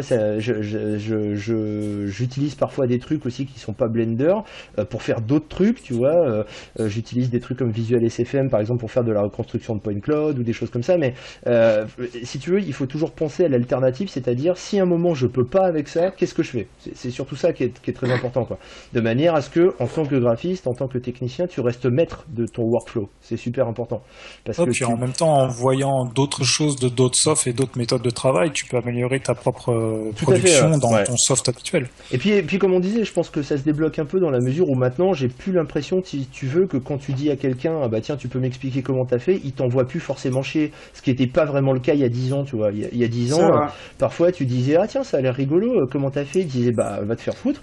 C'est vrai qu'il y a plus de rivalité qu'avant, par exemple, même si on regarde par exemple, je prends l'exemple des tutos Gnomon Workshop par exemple. Ouais. On a l'impression que quand on achète un tuto, il garde quand même, d'un côté, on a l'impression qu'il garde un petit peu la propriété intellectuelle de ce qu'il présente, technique, parce qu'ils font tout à fait, de la technique, ils te font des gros comment on appelle ça, des gros vidéos en accéléré, et puis après ils te montrent plus, quoi. Alors Blender, j'ai l'impression que c'est un des premiers softs à avoir amené cette notion de partage dans la technique. Tout à fait. C'est le libre. Mais c'est pas il y a 10 ans, c'est encore maintenant. Hein. Tu vas sur d'autres softs, tu demandes à des mecs qui s'y connaissent, on va dire des pros, qui sont sur Maya, etc. Ils vont avoir du mal à te dire comment ils ont fait ça, quoi. Sur Blender, tu vas demander au gars, il va te faire attends, je t'envoie ma scène. Et c'est pour ça qu'en fait Blender, ça a pour vocation à mon avis d'ouvrir beaucoup plus la créativité en fait, plutôt que la technique. On a tendance à beaucoup plus oublier la technique dans Blender, et alors que dans les autres softs, la technique elle est là. Si on n'a pas des tricks genre dans Max, si on n'a pas un petit truc pour par exemple savoir qu'il faut cliquer sur ce bouton pour déconnecter un truc de chez là-bas et pour réaliser ce qu'on veut, on peut pas le faire le truc. Alors que dans Blender, en général, on va sur le net, on tape la question et on le trouve. Il y a toujours une dimension technique dans la mesure où tu vois, toutes les options qui sont là, faut quand même se les taper de manière assez sévère pour bien comprendre tout ce que ça fait, faire des tests et tout. Mais c'est vrai qu'il y a un côté, tu sais, plus peut-être le fait que ce soit accessible, tu vois, le fait de le dire, tiens, je vais le télécharger, je vais passer 2 heures dessus, même si t'es pas chez toi d'ailleurs. Moi ça m'est arrivé parfois, tu vois, je suis chez un pote et tout, je lui dis tiens, télécharge-le, on va regarder un truc 5 minutes, tu vois, juste parce qu'on en a discuté. T'as cette possibilité là de le faire dans l'instant, tu vois, t'as une espèce d'instantané qui fait que du coup tu peux avoir des réflexes de création dans des endroits impromptus où t'aurais jamais pensé faire la chose, quoi. Donc, alors que 3ds Max c'est 2 heures d'install. C'est compliqué, ouais. Disons que là, si tu veux, tu peux en avoir, tu vois, avoir une clé USB dans ta poche, dire tiens, on teste pour voir si ça. Moi, je suis très recherche, tu vois, même parfois sur des trucs qui sont à des années-lumière de ce que je ferais en prod, mais ça me permet, si tu veux, d'ouvrir un peu plus l'esprit, de dire ah bah tiens, ça marche, alors que je pensais pas que ça marchait. Tu vois, le coup du morphing, par exemple, c'est carrément ça, quoi. Ouais, non, mais c'est tout à fait ça. Moi, que je me souviens quand j'étais à l'époque, j'étais encore en primaire quand j'ai commencé Blender. J'allais tout le temps dans la cour de récré entre guillemets quand j'avais une idée d'un truc qui me plaisait et que je pensais à Blender. Mais en fait, j'allais direct sur l'ordinateur de l'école. J'avais installé Blender direct dessus et puis je testais en live. Ouais. C'était à l'époque de Blender 2. Dans les 37 30 et quelques, ouais, comme ça. C'était tellement génial. Bon, je comprenais pas grand chose parce que je parlais pas l'anglais du tout à l'époque. Mais bon, c'est génial. C'est vraiment cet esprit c'est pour ça que pour moi, Blender, c'est plus un atelier de création plus que les autres parce qu'il y a la technique, mine de rien, on l'oublie de temps en temps. Parce que par exemple, quand on voit des boutons, genre même là, tu vois, tous les boutons qui ont l'air compliqués comme ça, tu regardes le titre, rotation, t'es dans le système particules, tu vois rotation, tu sais que tu vas faire des rotations de particules. C'est pas un truc qui s'appelle quaternion XYZ, même si tu as fait un peu de maths, tu sais ce que c'est qu'un quaternion, etc. Mais il faut le savoir. Alors que dans Blender, t'arrives, tu vois rotation, velocity, tu sais que c'est la vitesse, bam, tu vois direct ce que ton truc en quoi concerne l'onglet dans lequel tu es. Ce qui est marrant, si tu veux, c'est que parfois tu te retrouves dans des situations où tu te retrouves à parler 3D à des gens, si tu veux, qui n'ont aucune notion, mais ça te vient à l'esprit. Je te donne un exemple vraiment tout con, mais sur lequel j'ai trouvé ça rigolo. Il n'y a pas longtemps, mon fils a fait la semaine de la science, tu sais, le samedi matin, donc il devait faire des ateliers avec l'école et tout. Et en fait, il y avait un autre atelier à côté d'un prof de physique de collège qui faisait des espèces de fusées, tu sais, en papier, dans lesquelles il balançait de l'air comprimé, puis il balançait des fusées, même parfois avec des bouteilles en plastique et tout, à une certaine hauteur. Et donc le gars, je lui dis, tiens, c'est marrant votre truc, faites voir qu'on teste un peu. Et le gars, il dit, ah ouais, mais on arrive à atteindre des super hauteurs, mais le problème, c'est qu'on n'arrive pas à les mesurer, en fait. Parce qu'on n'a pas de système de pointage au sol, ni de trucs comme ça. Et du coup, ce qu'on a fait, c'est qu'on est resté en contact après. Et je lui ai dit, mais en fait, ce qu'il faudrait, c'est que quand vous faites un décollage, entre guillemets, sur votre pelouse du collège, vous filmez la scène, en fait, avec 2 points de vue différents, tu vois. Et ce que tu peux faire, c'est qu'après, tu utilises le tracker 3D de Blender. Et en fait, dans la phase de tracking 3D, si tu veux, tu as une phase de calibration qui se base sur 2 images qui sont concentriques et qui forment un angle, si possible, entre 30 et 45 degrés. Donc, j'aurais dit, ce que vous faites, c'est que vous faites ça. Vous avez en ligne de mire le collège dont vous connaissez la hauteur, parce que vous connaissez la hauteur du bâtiment. Du coup, vous allez au point d'intersection, ça va vous créer un empty, donc un nul, qui va représenter le bâtiment. Et au moment où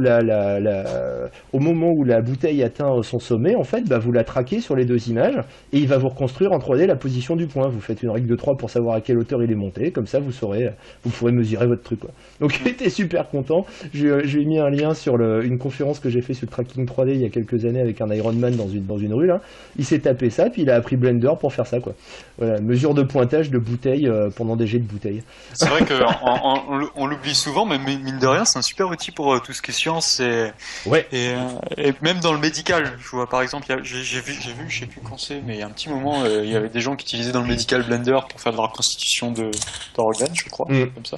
Il y a un groupe qui s'appelle l'Arcoesteam, en fait, qui sont des archéologues, en fait, et qui font des reconstitutions de momies et de fouilles archéologiques avec ça, en fait. Ils bossent avec un truc qui s'appelle le ArcOS, justement, dans lequel il y a tout un tas de logiciels de photogrammétrie qui sont couplés à Blender, et les mecs ils prennent 50 photos et ils reconstruisent le modèle en 3D du crâne qu'ils ont retrouvé, et après ils refont les muscles autour et ils refont la tête qu'avait l'homme de Cro-Magnon, quoi, tu vois.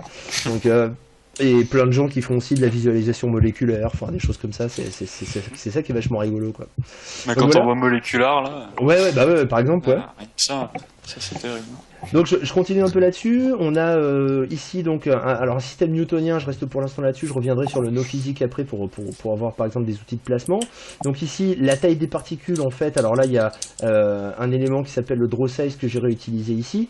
Mais ce que je vais faire c'est que je vais mettre en mode renders ici. Voilà, par exemple ici on a des espèces de petits points. Et puis, alors, je vais plutôt me mettre en mode objet. Voilà, je vais me mettre ici, en mode rendered. Alors, qu'est-ce qu'il fait? Parce que du coup, voilà, je vais prendre voilà, ce cube-là, par exemple, qui est ici. Je vais augmenter la taille. Et là, ici, j'ai un paramètre qui s'appelle le random size ici, qui va du coup permettre de définir cette valeur comme étant le maximum de la taille, donc qui est déjà un facteur multiplicateur en fait du caillou que j'ai déformé tout à l'heure, hein, pour faire mon gros tas de cailloux. Ici, j'ai la possibilité de définir justement la rotation d'origine du caillou et éventuellement sa position globale, parce que comme mon caillou était ici, plutôt que de se caler sur les particules, on peut le décaler du coup. On peut prendre cette espèce de caillou ici et le décaler dans le plan. Je sais même plus où il est, mais bon, c'est pas très grave. Du coup, on peut faire des espèces d'offset de systèmes de particules qui seront pas forcément calés sur l'élément. Ici, on a la possibilité d'afficher ou 100% des particules ou un petit peu moins, ce qui permet du coup d'alléger un peu la vue 3D quand on a des cartes graphiques qui sont pas énormes, hein. Mais du coup au moment du rendu on aura la possibilité d'avoir les 100% d'afficher. Ici des informations aussi qui permettent d'afficher la vélocité des particules, d'avoir éventuellement ici on peut le voir, alors je vais repasser en mode halo et puis je vais réduire la size. Alors je sais pas pourquoi il me fait ça parce que je devrais pas avoir normalement ah voilà, ou en point. Je devrais pas avoir des gros points comme ça, c'est bizarre.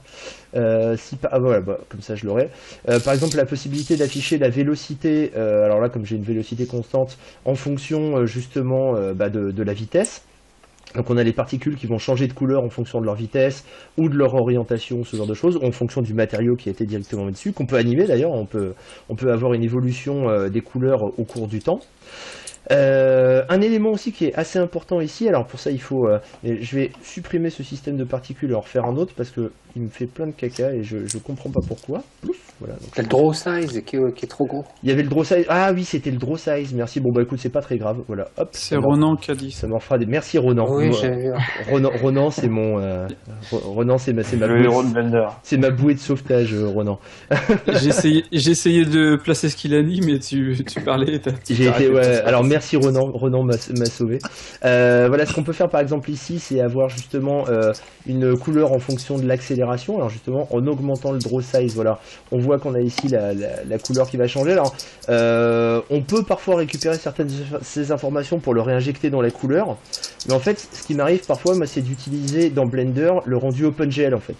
C'est-à-dire qu'on a ici la possibilité, en appuyant sur le petit appareil photo ici, d'avoir, vous le voyez ici, un snapshot en fait, et le petit clip qui est ici, le petit clap pardon, va permettre en fait d'avoir un snapshot dans l'anime, c'est-à-dire qu'il va enregistrer ou un QuickTime ou des séquences d'images. Et j'utilise ça aussi. Ça m'arrive parfois par exemple de calculer des caches d'objets uniquement avec ça, c'est-à-dire que je mets tout le fond noir. Il y a une option qui est vachement pratique ici sur la droite, qui s'appelle dans les displays le Only Render. C'est-à-dire que quand on fait ça, il n'y a plus la grille, il n'y a plus les nuls, il n'y a plus le curseur, il n'y a plus rien. Et du coup, quand on rend ça, on a uniquement les éléments qui sont vraiment des polygones, des éléments qui sont prêts à rendre, quoi.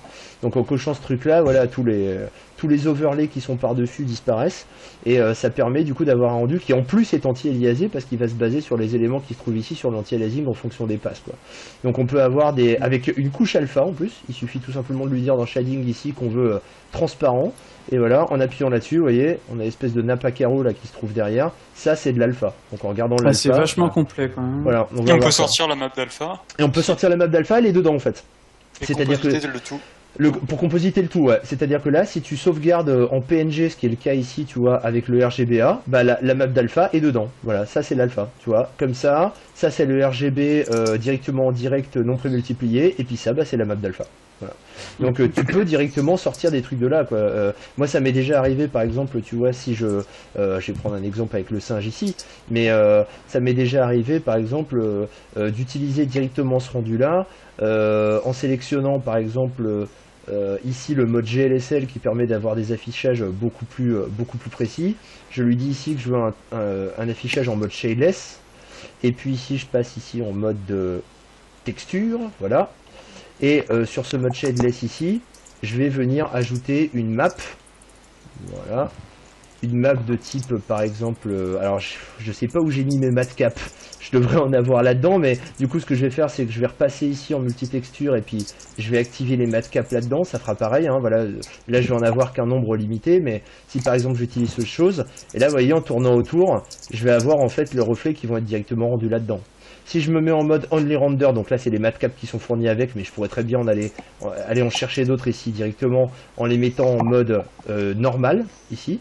Et si par exemple je sélectionne cet élément là, je fais un snapshot, bah voilà, j'ai cet élément là avec la couche alpha quoi. Donc je peux D'ailleurs, on peut toujours, on peut toujours pas importer. Désolé pour le curseur. D'ailleurs, on peut toujours pas importer des matcaps dans Blender. Alors tu peux les importer si tu veux, dans la mesure où ce que tu vas faire c'est que tu vas ici te mettre en mode dans les matériaux, voilà, dans les matériaux. Et écoute, je pense que Ronan a la réponse, je crois qu'on peut en rajouter là-dedans, mais je ne sais plus comment. Il est en train d'écrire. Voilà, j'ai si Ronan à la réponse. Il y a sûrement une bidouille à faire dans les fichiers de config pour les rajouter, mais je crois qu'on peut les rajouter directement là-dedans. Parce que ça serait chouette. Ouais. Et ce qui serait chouette en fait, c'est de pouvoir récupérer les matcaps de ZBrush par exemple, pour les mettre dedans. Il y a déjà des gars qui se sont chargés de faire des screen captures, si tu veux, des matcaps de ZBrush pour en faire des PNG avec Alpha pour mettre directement dedans, quoi. Tu vois, c'est donc voilà, parce qu'en fait c'est les ZTL si je me souviens bien, mais en fait à l'intérieur, si tu veux, c'est jamais que du bitmap, hein, tu vois. La façon dont marche un matcap, si tu veux, enfin ce que ça s'appelle matcap dans map, quoi. Bah non, c'est pas une cube map. C'est-à-dire que si tu veux, c'est avant on appelait ça du normal du normal. C'est la projection, non? Bah non, si tu veux, c'est-à-dire que là par exemple, tu peux considérer que tu as une boule, tu vois, si je grossis ici pour l'avoir en plus gros, voilà, comme ça tout le monde. D'accord, et en fait ça fait la projection en fonction du plan en fonction de la normale. Là par exemple, tu vois, si tu es en plein centre ici, tu peux considérer que la normale est dans la même direction de ta caméra, comme si elle te rentrait dans l'œil, tu vois. Donc plus elle va te rentrer dans l'œil, plus tu vas recopier le pixel qui est au milieu de la sphère. Si par contre tu vas sur le côté, tu vas avoir en fait une normale, tu vois, qui va plutôt ressembler à cette direction. Donc ça veut dire que tu vas taper dans le haut de la sphère, donc tu vas recopier le pixel qui se trouve ici. D'accord? Et donc plus tu vas avoir une normale, tu vois, qui va peut-être se diriger dans ce sens-là, à partir de là, plus tu vas taper dans le pixel qui se trouve ici. Donc tout ce que fait en fait la matcap, c'est prendre un pixel et le recopier sur la surface. C'est tout ce qu'il fait, hein, tu vois. D'accord. Il y a Ronan qui a répondu à ta question. Il nous dit que les matcaps sont optimisés et précompilés, donc on ne peut pas en rajouter. D'accord. Par contre, comme j'avais vu sur Blender Artist, parce que je m'intéressais aussi à en rajouter aussi. Ouais. Mais si ils en ajoutent plus dans Blender, on aura plus de matcaps. Mais là, c'est juste qu'on a on en a quelques-uns, quoi. Bah, si tu veux, il y a quelqu'un qui a écrit un livre, je sais plus exactement comment il s'appelle, c'est Ben Simmons, je crois. Ben Simmons, ouais, voilà, et il explique en fait ce que me disait tout à l'heure François, dans les matcaps, tu peux importer et le mettre en fonction des normales et avoir ton. Bah regarde, c'est exactement ce que je vais te faire là. Regarde, c'est-à-dire que je vais. Par contre, tu le mets en shapeless. Voilà. Les matcaps alourdissent pas mal quand même Alors oui, si tu fais du sculpte notamment, ça peut fortement alourdir. Voilà. Mais si par exemple tu vois ici, je vais prendre la matcap, je vais la mettre là dans le truc Blender Launch que j'ai mis là. Et là, ce que je vais faire, c'est que je vais aller chercher justement dans mon Imager Movie, je vais faire un open et je vais aller chercher dans Blender Launch la matcap qui se trouve là. D'accord. Donc cette fois-ci, je vais enlever les matcaps, je vais repasser en GLSL et je vais me mettre en mode textured, qui va être là. Voilà. Ce que tu as ici, tu vois, c'est du mapping directement dessus, mais pas selon les normales. Et ce que tu fais ici, c'est qu'en mode Generated, tu passes du mode Generated au mode normal, tu vois. Et là, ce que tu fais, bah voilà, c'est ça. Là, tu viens d'utiliser ta matcap qui est là, tu vois. Moi, ce qui m'intéresserait, c'est de pouvoir récupérer des ZMT. Ouais. Parce que moi, je crois que j'ai une collection assez énorme de ZMT. Alors, j'ai jamais regardé comment était gaulé un ZMT au niveau binaire, mais à mon avis, à l'intérieur, si tu veux, c'est une image. Hein. À l'intérieur du ZMT, c'est une image. Parce que, en fait, c'est ce que je te disais, tu vois, ce que fait en fait le système graphique, c'est que il prend si t'es normal aligné avec avec la caméra, ça veut dire qu'il prend le pixel qui est au centre de la sphère. Si tu es tangent à la caméra, ça dépend de la direction de la tangente, et dans ces cas-là, il va aller se balader, genre il va le chercher là, ou là, ou là, ou là, ou là. Voilà. C'est pas du cube map, c'est vraiment l'arc. Au final, il suffit simplement maintenant, vu avec la petite technique que tu as montrée, de récupérer des matcaps sur internet et de les mettre quand on veut bosser avec. Il y a déjà des packs. La majorité des matcaps sont dans des formats style ZMT. Alors il y a des packs énormes qui sont sortis, notamment faits par des membres du Blender Clan, qui sont disponibles. Il y en a plusieurs de centaines de dispo dans des gros fichiers zip. Si tu cherches Blender Clan matcaps, tu vas voir, il y a 2-3 gars sapatoches qui se sont fait des collections assez énormes. Il y a même des matcaps toon qui permettent directement d'avoir un rendu toon, cel shading directement là-dedans. En fait, il suffit simplement de faire, si tu veux, par exemple, un rond noir ici avec un cerclage blanc sans dégrader, et ça y est, t'as un rendu cel shading. Quoi, tu vois. Et c'est vrai que Ronan il le disait tout à l'heure, mais maintenant les matcaps seront utilisables sur tous les objets de la scène au lieu d'un au lieu d'être l'objet sélectionné. Ouais, ça c'est bien. Parce que c'est vrai que ce serait bien par contre qu'ils mettent l'option de pouvoir le faire ça et de pouvoir aussi ne mettre le matcap que sur l'objet sélectionné. Parce que imagine tu fais une rotopo. Ouais. C'est pratique d'avoir ton objet rotopo en fait en matcap pendant que l'autre n'y est pas. Ouais. Alors ça tu peux déjà le faire si tu bosses sur ton objet rotopo et qu'actuellement tu es sélectionné, tu peux l'avoir dans ces cas-là, tu vois. Et dans ces cas-là, il faut en même temps que tu actives le X-Ray de manière à ce qu'il soit toujours au-dessus, tu vois. C'est-à-dire que dans les options ici d'affichage, si tu coches X-Ray, là tu vois la tête est devant, mais si tu la fais passer en dessous, donc j'y vais doucement, elle sera toujours devant. Tu vois, c'est-à-dire que du coup, quelle que soit la position de l'objet par rapport à ton objet de base, et c'est d'ailleurs pour ça que quand tu fais de l'aritopo, ton mesh que tu es en train de créer de l'aritopo, tu le passes en X-ray de manière à ce qu'il soit pas en intersection avec le modèle de base. Sinon, un coup tu vas être derrière, un coup tu vas être devant, quoi. Tu vois. Et d'ailleurs, je passe une petite technique pour ceux qui connaissent pas, on sait jamais. Si vous appuyez sur Alt B, vous avez une box qui permet de sélectionner de couper votre mesh, et ça vous c'est super pratique pour ceux qui font des rotopos pour les oreilles, par exemple. Et ça permet juste de voir la partie que vous êtes en train de faire en rotopo. Ouais, il suffit de je m'en sers jamais de ça. Et puis on sélectionne. Quand j'ai découvert ça par hasard, parce qu'on découvre pas mal de trucs par hasard aussi, c'était énorme. Ouais. C'est un peu le même système que sur ZBrush. Le seul truc qui est un petit peu dommage, je dirais, c'est qu'ils ont pas permis de faire de l'ajout par rapport à ça encore. C'est-à-dire que là, je peux pas rajouter une sélection sur ça ou couper à nouveau dans la sélection. Parce qu'en fait, si tu veux, c'est une espèce de culling qui est fait avec la carte graphique, si tu veux. Et donc, en fait, quand tu passes en mode edit, tu vois, tu pourrais limite, là, tu peux pas le faire, mais tu pourrais encore limite sélectionner les points qui sont derrière, quoi. Mais là, c'est fait pour pas le faire, mais je crois que ça le fait quand t'es en proportional editing. Je suis pas sûr moi, mais je crois que ça le fait. Alors attends, bouge pas, je vais tester tout de suite pour pas dire de bêtises, mais effectivement, si je prends ça et que je passe en proportional editing, en mode enable, par exemple. Voilà, effectivement, tu vois, tu fais ça et tu sors du mode Alt B. Ouais, voilà. Regarde. Regarde, ça les a laissés sur place. Donc effectivement, tout à fait. Mais à une époque, c'était peut-être pas le cas. Je t'avouerai que ça a peut-être changé, quoi. Il y a tellement de trucs qui changent parfois et qui sont pas notifiés dans la doc. Tu sais, moi quand je regarde ce que je me disais, c'est dommage qu'il n'y ait pas un petit release note sur les builds qu'on peut télécharger, savoir ce qui a été modifié au jour le jour. Ce serait énormément de boulot en fait, mais il y a, si tu veux, généralement quand tu regardes les release notes en fait sur les nouvelles releases, t'as toujours, tu sais, les gros paragraphes en fait, et puis après c'est marqué other features, et c'est là-dedans généralement qu'il y a des perles, quoi. Genre le use modifier stack, tu vois, il était vraiment dans le fond de la pile, alors que je vais vous montrer, c'est un truc pour moi qui est primordial, quoi. Donc c'est vraiment super important.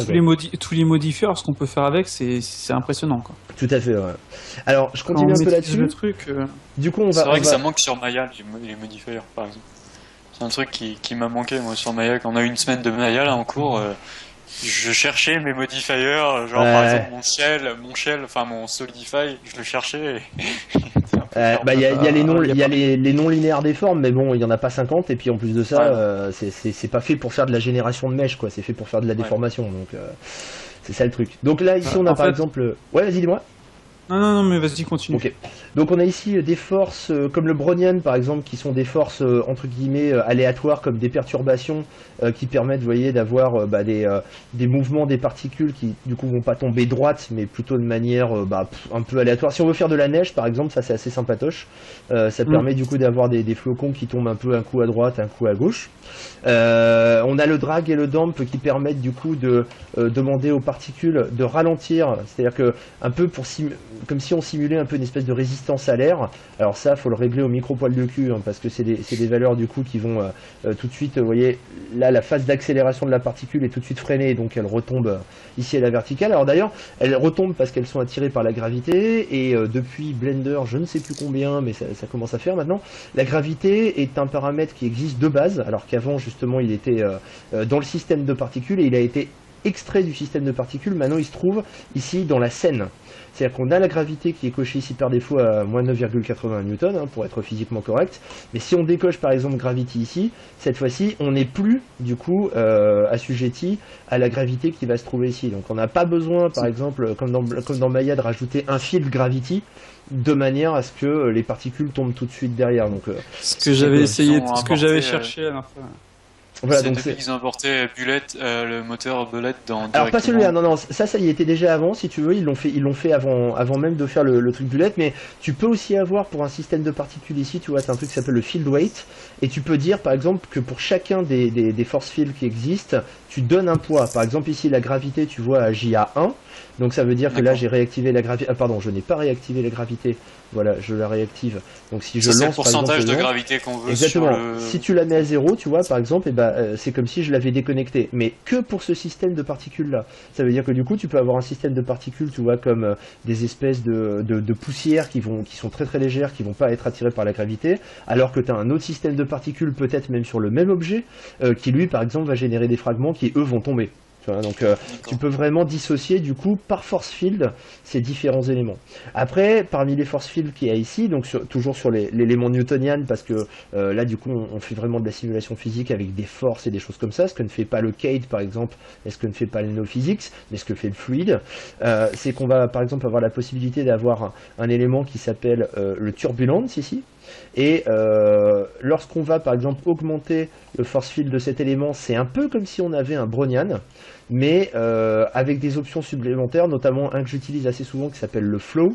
Il va falloir que j'augmente la puissance du force field un peu. Voilà, c'est-à-dire que les particules qui sont ici, alors il faudrait que je retire justement la gravité qui va venir m'embêter. Voilà. Alors juste au passage, il y a Ronan qui dit que l'intérêt, c'est par rapport à ce qu'on disait juste avant, c'est que c'est la même gravité pour tous les FX, donc particules, soft body, close. Oui, c'est ça. C'est-à-dire que du coup, c'est la même particule qui va attirer la chute des fragments, par exemple, avec les particules que vont générer les fragments. C'est ça qui est intéressant. Alors, on peut très bien se dire que on veut dissocier cette gravité et puis rajouter des fils qui vont du coup simuler la gravité au cas par cas, étant donné qu'on donc on a séparé en fait la gravité du système de particules et de la gravité globale. Et de la gravité globale, ouais, c'est ça. De manière à ce que tu puisses avoir, même s'il n'y a pas encore véritablement de dynamique unifiée au niveau des caches et tout, que tu aies au moins une gravité unifiée. C'est vraiment ça l'intérêt, quoi. Tu vois. Donc, et on a du coup la possibilité d'avoir, alors hop, je vais revenir par exemple ici, d'avoir ici un paramètre qui s'appelle par exemple le flow. Alors je vais augmenter cette force-là, qui va définir par exemple, la turbulence par exemple est une turbulence de type fractal, qui va permettre de définir certains endroits où il y a une turbulence, certains endroits où il n'y en a pas, et le flow en fait va permettre d'attirer sa particule sur ces espèces de points de rupture, de différence en fait, qu'il y a entre les différents éléments. Et là par exemple, tu vois, on a quelque chose de très organique. Si j'augmente le flow à 25 par exemple avec un feed, voilà, comme ça ici, alors mes particules meurent un peu vite. Non, voilà, c'est bon. Tu vois, et on va avoir quelque chose où les particules vont suivre ces espèces de frontières entre les parties actives et les parties qui sont pas actives. Donc on va avoir quelque chose de très organique ici, tu vois, qui va permettre, lorsqu'on bouge par exemple le field, d'avoir un peu comme une espèce de fumée très organique qui va suivre en fait des chemins comme ça aléatoires.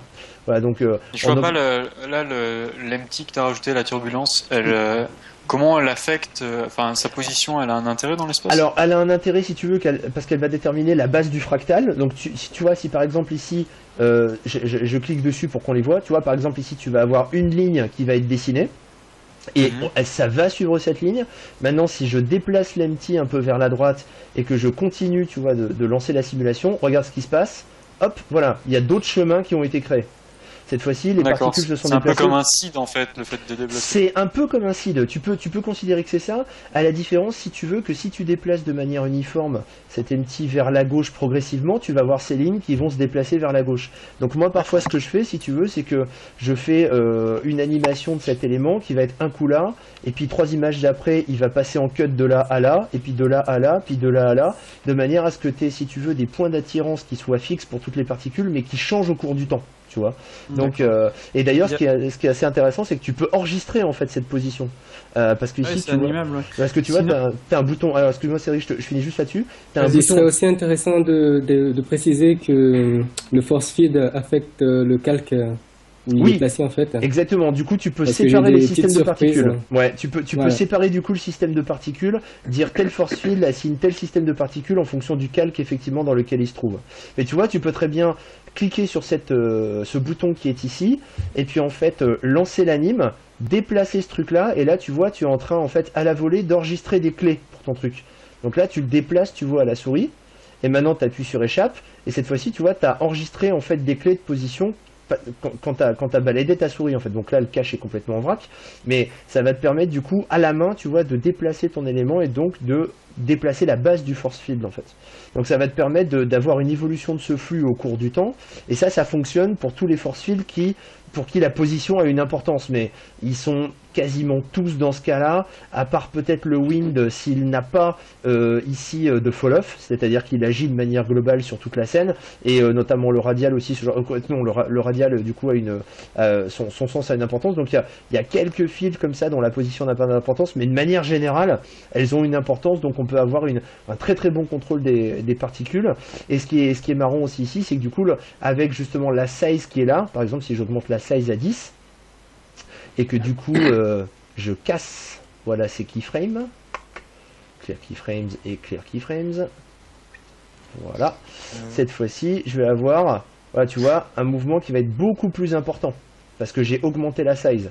Donc cette espèce de fractal qui vient driver les particules, en fait, cette fois-ci, il est beaucoup plus grand, donc les frontières entre les zones chaudes et les zones froides, si je puis dire, tu vois, c'est comme si tu avais 2 zones chaudes ici et ici, et la frontière entre les deux va déterminer le chemin dans lequel les particules s'engouffrent. Et on peut choisir différents algorithmes pour les fractals? Alors pas directement là-dedans, à ma connaissance tu ne peux pas mettre d'image par exemple là-dedans, ça doit être du Brownian, je ne pourrais pas te le confirmer, et tu peux pas véritablement déterminer effectivement quel algo tu mets là-dessus, mais tu peux changer de field, et surtout tu peux les cumuler, c'est ça qui est très important. Alors si, alors regardez bien, je te dis le texture, d'accord. Exactement, il y a un truc qui s'appelle le texture, voilà, et là tu vois c'est texture ici avec le new. Est-ce que c'est le RGB qui va le pousser dans, par exemple le R va le pousser à droite, le B va le pousser devant, le derrière, des gradients ou alors des curls pour tourner autour de ces variations, tu vois. Donc voilà. Et si en faisant un new, tu vois, voilà, là cette fois-ci c'est un cloud, mais ça pourrait très bien être une image, tu vois, en faisant le image genre movie ici, quoi. Donc tu vois, il y a un énorme lot de contrôleurs qui sont disponibles là-dedans. Le Lennard Jones en fait qui va permettre de donner, et le charge qui sont assez proches, qui vont permettre de donner une espèce comment dirais-je, de capacité magnétique des particules à se repousser, à s'attirer, à ce genre de choses. Le curve guide en fait qui va permettre de diriger les particules selon une curve, donc elles vont suivre, c'est un peu comme l'effect curve qu'il y a dans Maya, hein, c'est pareil.